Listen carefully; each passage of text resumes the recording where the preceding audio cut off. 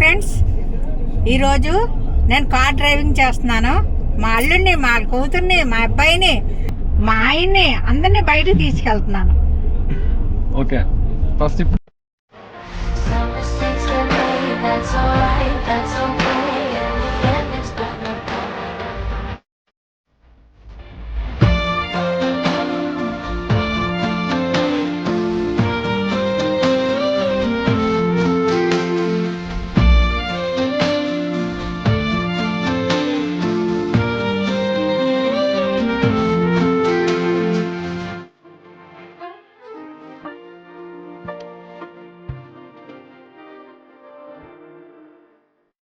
Car drive చేస్తావు కదా, ఎలా అనిపించింది?